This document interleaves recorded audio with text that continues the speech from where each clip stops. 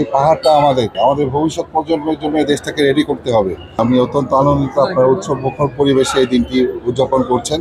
UPDF এর অস্ত্রধারী যারা আছেন, সন্ত্রাসী যারা রয়েছেন, আপনাদেরকে আমি লাস্ট ওয়ার্নিং দিতে চাই যে এনাফ ইজ এনাফ, অনেক হয়েছে।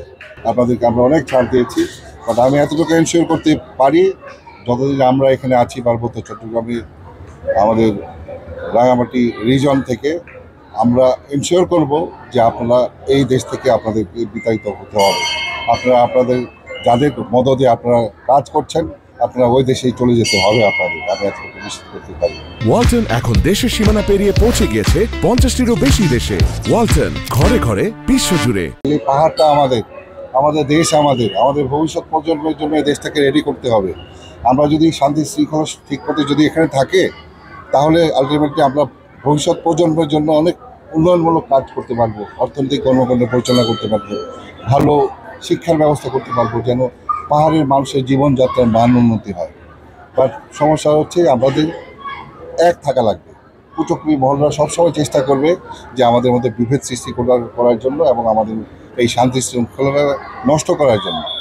তো আমি আশা করছি যে ভবিষ্যতে আমরা এইভাবে আমরা আমাদের ভবিষ্যৎ প্রজন্মের জন্য দেশটাকে আমরা তৈরি করে দিয়ে যেতে পারবো।